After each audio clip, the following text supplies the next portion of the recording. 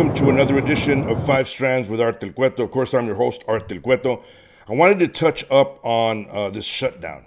Okay, so we're still pretty much sitting in on a shutdown. I know some individuals don't feel the heat about it or the stress, whatever you want to call it, but I want to point out that there's individuals working within DHS, and I'm just going to point out Border Patrol individuals right now, obviously because that's who I'm retired from, and I still keep in close contact with a lot of those individuals. Is there's people working in the mechanic area, there's people working in the administrative areas. These are the people that are processing the checks. I mean, it's frustrating for them because they're processing checks and sending them through, all the while they're not getting paid. And I'm not saying that they feel bad or in a way of they're angry towards the employees that are getting paid, but they're just, frustrated at the system. I mean, wouldn't you be? Here you are seeing, the checks roll out and you're paying some individuals, but some individuals are still not getting paid. So I think that's the big frustrating part. I've spoken to several of them. Some of them are single income families. Some of them are single moms, they're trying to raise their kids, and that's the only form of income that they have right now. And it's been completely, removed from them, and it's been quite some time. So look, I'm keeping my fingers crossed and I'm saying my prayers, and anything that can happen, hopefully there is some funding that gets sent over that way because they need to get paid. I mean, honestly, what we want is for DHS to be funded as a whole. That leads me to talk on this spending bill that was introduced by the Senate in the middle of the night and handed over to Congress. I heard so much back and forth on different social media platforms that were attacking Congress. Obviously, they were attacking the Senate. I'm upset that they came up with something in the middle of the night. Like that's just, and it wasn't something that's feasible. What I mean by that is they wanted to fund TSA and different aspects of that. Who, again, they need to get funded. I'm not, I'm not hating on one over the other or anything like that. But we understand that there needs to be a funding as a whole. So, I mean, fund the entire thing. I don't understand where, the left is so damned on destroying our country, on destroying the lives of the men and women that are defending the rights that they have. So they have the rights that they have because of those men and women that they're fighting against, which makes absolutely zero sense. And I spoke to some members of Congress. I'm not going to mention who they were, but I spoke to some members of Congress.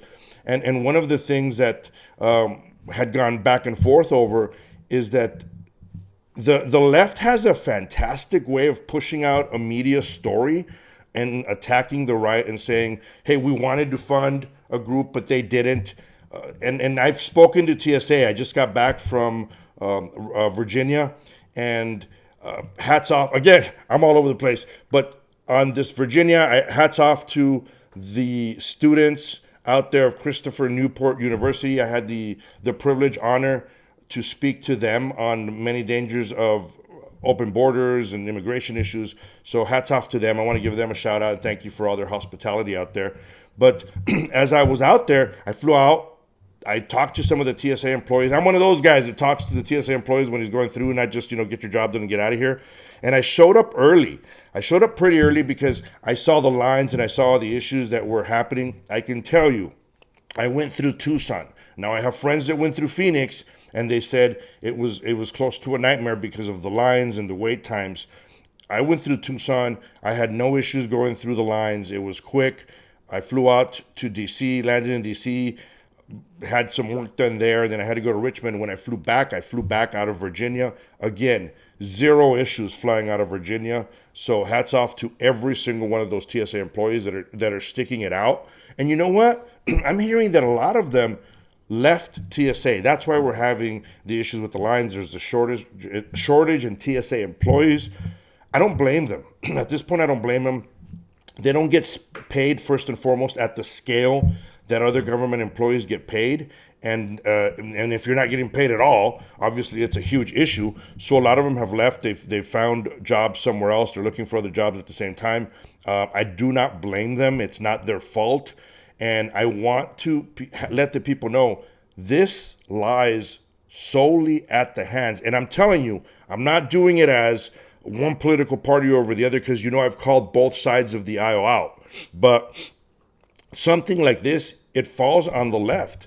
They're the ones that are sitting there knowing there's an agency like DHS, knowing a department like DHS, knowing there's an agency like Border Patrol and ICE, knowing they're part of law enforcement, yet they're actively trying to push a budget that does not pay them. That makes zero sense. So when you start looking at it, it's that simple, right? You don't need to go with how much money's here, how much money's there, who's funded, who's not funded, who's on vacation, who's not on vacation. I don't care. At the end of the day, you have a political party that is saying we do not want to fund individuals that are defending our rights. That's what it comes down to. So it's very upsetting, and I'm really proud of Congress on this one, especially those that I've always been in contact with, those that are my friends. And I'm not just talking about congressmen in Arizona. I talked to congressmen from around the entire United States for sticking to their guns, digging their heels in and saying, look, we're not going to pass this because fool me once, shame on, you, fool me twice, shame on me. When they're saying, hey, let's pass this and then we'll figure out Border Patrol and ICE. We did that. That's why we are where we're at. So Congress, thank you so much, especially to my friends that decided to say, look, no, we need to fund everyone.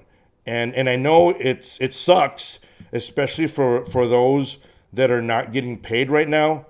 But I truly believe that the Republican congressman did the right thing. Shame on the left that just continues to push their agenda to destroy this country, to destroy ICE and Border Patrol. And what is it over? It's over masks. Don't let people fool you on anything else. One of the main reasons is they don't want ICE agents and Border Patrol agents that are out there on patrol doing that tactical enforcement on the inner cities. They don't want them to wear masks. This is how silly and ridiculous this is, because they want their identity known. All the while, agents that have been involved in use of force situations, you've known their identity because it becomes public immediately afterwards. So that is the dumbest reasoning. The other one is they want warrants for all the arrests. We have millions of people here in the United States that were allowed in during the Biden administration. And these people are demanding millions of warrants just to arrest them. Another ridiculous, want that they're asking for at this point. So it's just they're nitpicking. They're like young kids, little kids, just trying to nitpick and figure out how to say I know you are, but what are my situations? And it's very, very frustrating, to be honest. That they keep voting them in those positions. So we'll see what happens at midterms. I hope things can change. I definitely hope things change for the state of Arizona. So make sure you go out and vote and make your voices heard, especially in the state of Arizona. We have had so many issues in the state that have gone unreported. I go out and report them as much as possible, but a lot of them go unreported because the focus has always been in Texas. Rightfully so. I'm not saying again, this is not a hater episode, okay?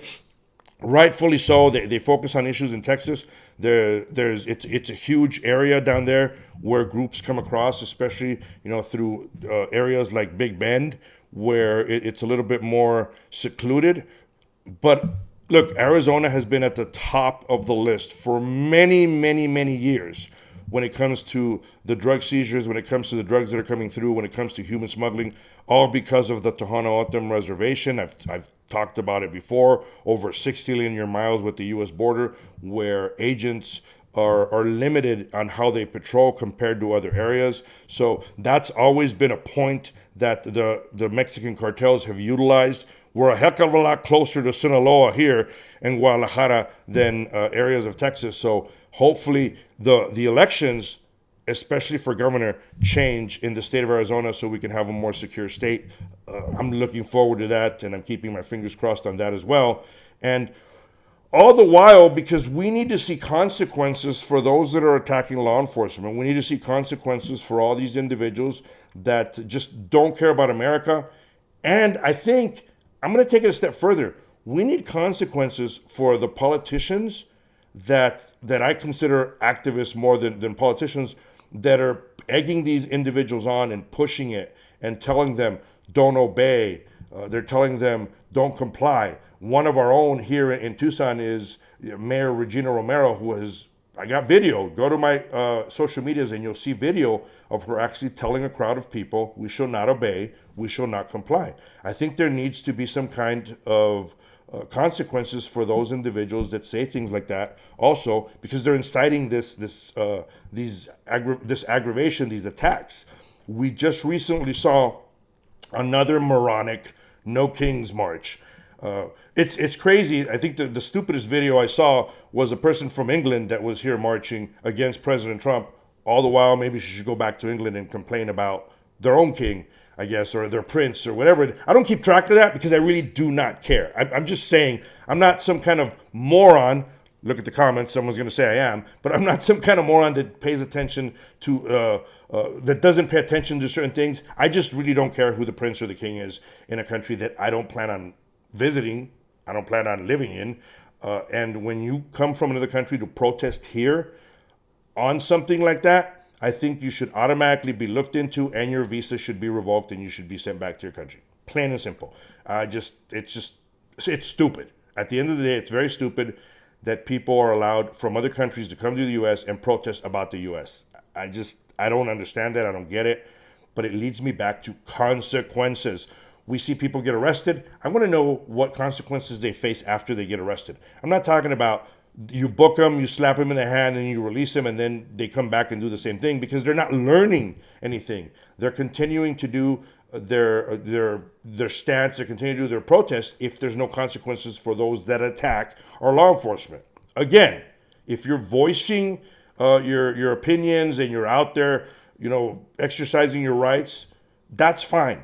But if you're exercising your rights or you think you're exercising your rights at the expense of ruining someone else's day or ruining someone else's rights, violating someone else's rights, and definitely if you're attacking law enforcement, you need to face consequences. There is no ands, ifs, or buts about it.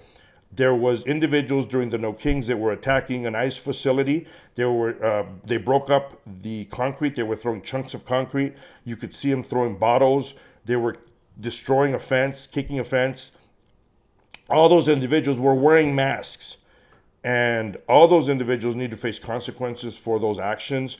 And there it is. Look, where is the radical left out there saying, don't destroy ICE facilities, don't attack law enforcement, don't wear masks, whatever it is that they want to say? Where are they? They stay quiet because one, either they justify it or they're involved in it in some sort of way. And it's very disgusting that I continue to see these things and that no one speaks out. But more disgusting is that these people are not getting consequences. Some of them aren't getting arrested, but definitely those that are getting arrested, we need to start seeing true consequences. For the longest time, especially during the Biden administration, I was screaming about gotaways.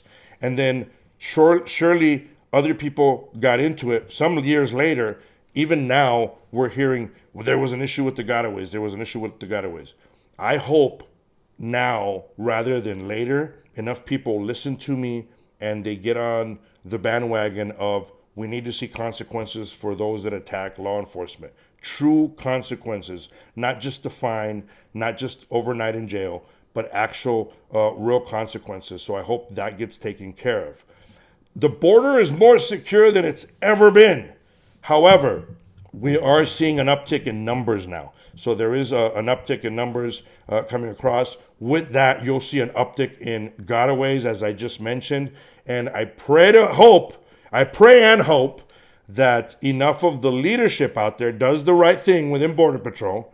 And I hope that your messages continue to come in telling me what the issue is with the gotaways and how they're getting reported, because let's just say in the past, especially when I was still within the agency, there was a lot of questions out there as to how these gotaways were being counted. So continue bringing the messages. Even though somebody actually came after me on social media and said, what did I know that I was retired? When was the last time I pulled out my cuffs?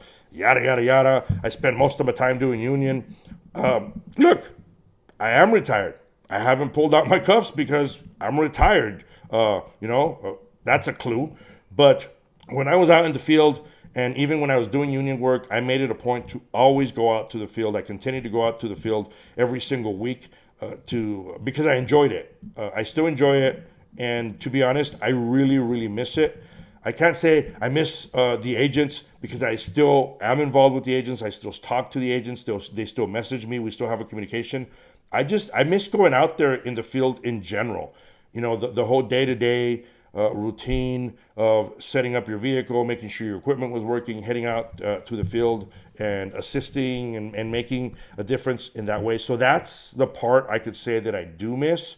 And but then you think back on there's so much going on and so many allegations that can pop out to come after you out there, especially someone like me that's been very, very vocal, and I'll continue to be vocal. Look, I called them out. I called out managers, and I continue to call out bad managers because it's the right thing to do, and because I think there's a lot of agents out there that are in a position where they don't have that extra voice to call them out. So if you're listening, if you're watching, definitely send me messages.